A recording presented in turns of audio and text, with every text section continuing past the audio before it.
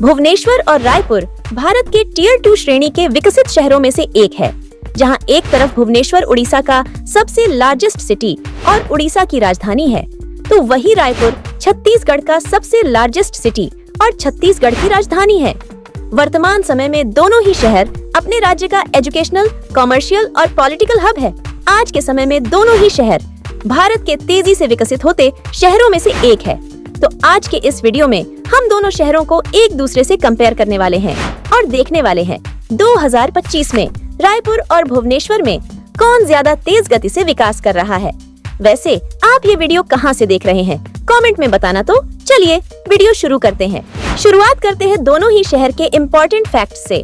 तो भुवनेश्वर सिटी मुख्य रूप से उड़ीसा राज्य के खोर्धा जिले में स्थित है और भुवनेश्वर सिटी चंडीगढ़ और जमशेदपुर की तरह भारत का प्लान्ड तरीके से बसाया गया शहरों में से एक है, जिसका डिजाइन सन 1946 में जर्मन वास्तुकार ऑटो कोनिग्सबर्गर द्वारा तैयार किया गया था।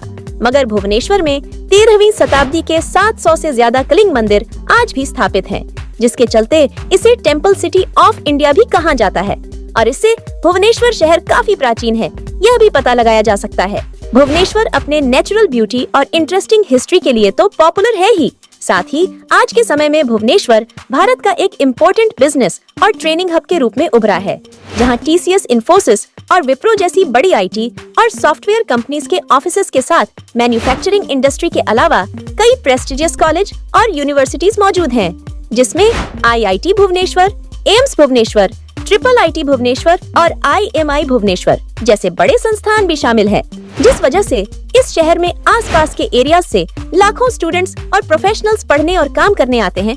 आज के समय में भुवनेश्वर का इंफ्रास्ट्रक्चर बेहद विकसित है। यहाँ की modern buildings, sports stadium, mall, सड़कें और IT पार्क शहर के डेवलपमेंट और इंफ्रास्ट्रक्चर प्रोग्रेस को दर्शाते हैं। वर्तमान समय में भुवनेश्वर अपनी ड्राइवर्स इकोनॉमी के चलते ओडिशा राज्य की GDP में एक मेजर कंट्रीब्यूटर है। भुवनेश्वर में भारत के अन्य टियर 2 सिटी के मुकाबले ज्यादा IT कंपनियां हैं और साल 2014 में वर्ल्ड बैंक के द्वारा भुवनेश्वर को भारत के बिजनेस करने वाले सबसे अच्छे सिटी में प्रथम स्थान दिया गया था। वही भुवनेश्वर पुरी और कोणार्क के साथ मिलकर गोल्डन ट्रायंगल बनाता है और यह गोल्डन ट्रायंगल अपने प्राचीन मंदिरों और वास्तुकला की भव्यता के लिए जाना जाता है, जो पूर्वी भारत के सबसे ज्यादा घूमे जाने वाले पर्यटन स्थलों में से एक है। वहीं बात अगर रायपुर की करें, तो रायपुर छत्तीसगढ़ राज्य की राजधानी होने के साथ ही छत्तीसगढ़ राज्य का सबसे बड़ा शहर और रायपुर जिले का मुख्यालय भी है। आज रायपुर शहर छत्तीसगढ़ राज्य का एक इम्पोर्टेंट इंडस्ट्रियल और बिजनेस हब है, जो व्यापार के लिए देश के सबसे अच्छे शहरों में से एक माना जाता है। ये शहर मिनरल्स रिसोर्सेज से भरपूर है, जहां कई बड़े स्टील प्लांट्स के अलावा engineering, solar energy, paper, textile और सीमेंट इंडस्ट्री शामिल है, जिस वजह से रायपुर का GDP छत्तीसगढ़ राज्य में सबसे अधिक है। रायपुर टियर 2 सिटी में मात्र एक ऐसा शहर है जहां IIT, IIM, NIT और एम्स जैसे बड़े एजुकेशनल संस्थान एक ही शहर में मौजूद है, जिस वजह से काफी लोग यहाँ पढ़ाई और बिजनेस के मकसद से आते रहते हैं। वहीं हिस्टोरिकल तौर पर भी रायपुर काफी प्राचीन है और इस शहर का इतिहास 9वीं शताब्दी से शुरू होता है, जहाँ रायपुर के दक्षिण भाग में उस दौर की निशानियाँ किलों और खंडहर शहर के रूप में आज भी देखी जा सकती हैं। और पुराने समय में इसे खल्लारी, खल्लवाटिका और चेदी देश के नाम से भी जाना जाता था।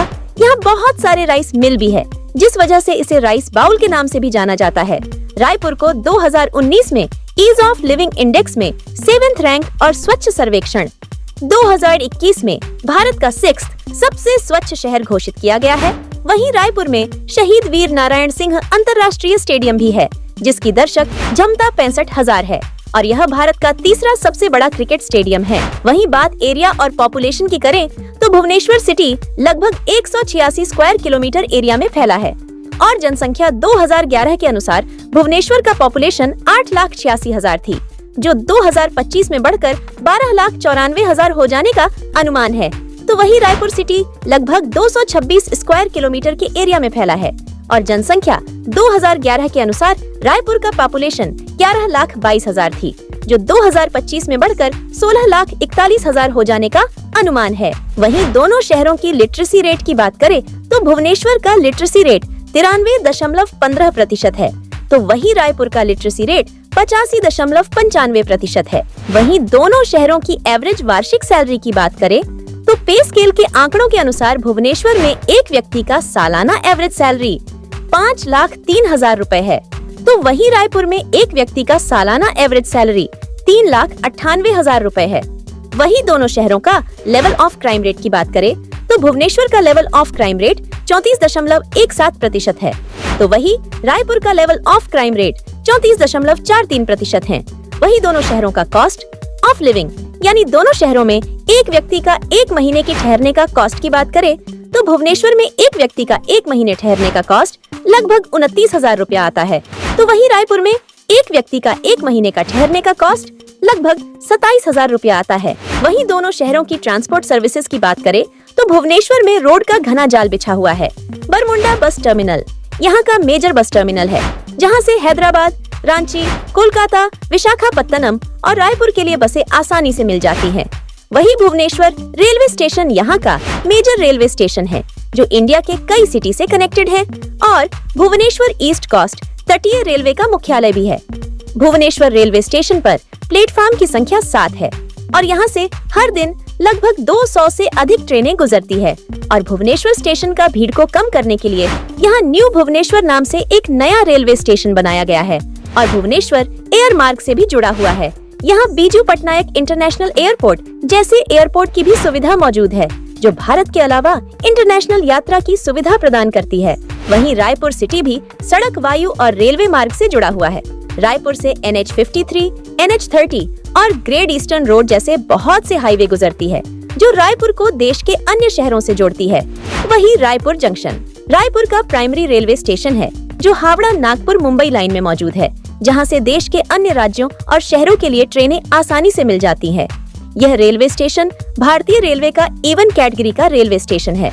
वहीं स्वामी विवेकानंद एयरपोर्ट रायपुर का प्राइमरी एयरपोर्ट है, जो डोमेस्टिक हवाई यात्रा की सुविधा प्रदान करती है।